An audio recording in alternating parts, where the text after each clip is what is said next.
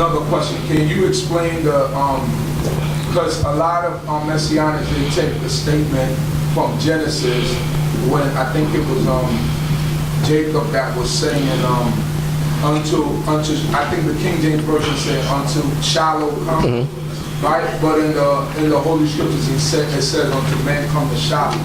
And then here it mentions Shalom. Can you explain to people what is the significance of Shalom and what is Shalom? Okay, in that portion what we read in Judges, it mentioned Shalom or Shiloh, as it's pronounced in Hebrew, that when we came out of the wilderness or out of the desert, it was the tent of meeting was set up around Shechem, because remember we had to go through Mount Gerizim and Mount Ebal, so the tent of meeting was set up there. Then I believe in Gilgal for a while. Then it was set up in Shiloh, and it stayed there until King David King Solomon built the temple. But the Ark of the Covenant was always in different places. When you read, and I know we're going to get into the book of Samuel as well, we'll see that the tent of meeting and the Ark of the Covenant at some point in time separated from one another, even though it wasn't supposed to. But it happened that way because whenever we went to war, we used to take the Ark with us. But the tent of meeting stayed where it was in Shiloh. So now dealing with the book of Genesis, it's talking about something completely different. And it's just based on the translation. That's Genesis chapter 49. And there's an alternate translation that can be said. Genesis 49:10. Because it doesn't say, we'll explain, but it doesn't say, it neither says till Shiloh comes, and it does not say till men come to Shiloh. It doesn't say either one of them. But it's one of those difficult verses to translate. Could be translated as this: Lo Yasur Shevet. So that's the Shevet is the staff, but they translate as scepter. So the staff with the scepter. Yasur is it will go away from sur, which is the depart, as it says here.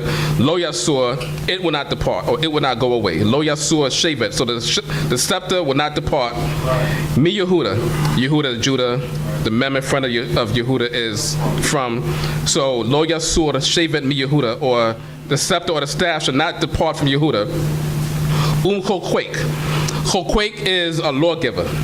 So the mem once again, no, Mechokwek is a lawgiver. You have to put the whole thing together. So, and a lawgiver, mi bain raglayu. Bain is between, the mem in front of that means from. So from between raglayu, his feet. So it's still talking about Judah when it says his feet. So the scepter and a lawgiver should not depart from his feet. Ad, that's where the translation gets tricky. The word ad means forever. And in a lot of places, it's translated as until. But it also, once again, means forever. So it's basically saying the scepter should not depart from Yehuda, or a lawgiver from his feet forever. Meaning it will never depart.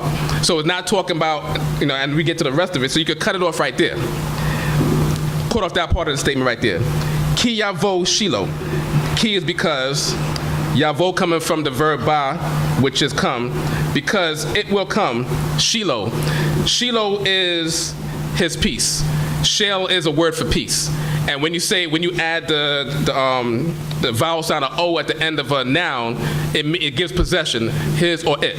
So it's saying that because his peace will come. So once again, start at the beginning. The scepter shall not depart from Judah, or the lawgiver from between his feet forever, because his peace will come. And to him, we're lo, and this lo is to him, yikhat, coming from kohat, which is to gather. So yikhat is the verb, so, and to him, it will be a gathering, which is peoples. So the best translation, once again, would be, the scepter shall not depart from Yehuda, or a lawgiver from between his feet forever, because his peace will come, and to him will be the gatherings of the people. So this is talking about like kingdom. Like Right. King is not talking about A person, right?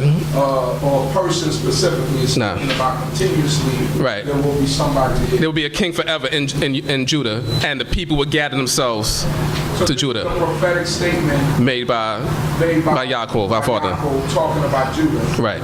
Meaning that the king Was, yeah. He's basically saying there would be no end of it.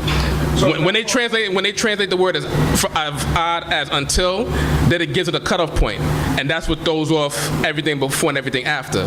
But when you translate the word odd as forever, then everything makes sense, and then the rest of the statement also makes sense. So in no way, shape, or form is it talking about Yehoshua, Yeshua. Nothing. Nah, it's not talking about a particular person. It's not talking about a Messiah or, like you said, Yehoshua, Yahweh, or anybody in that statement, because it's talking about the kingdom not being taken away from Judah forever, and that he would always have the people gather to him.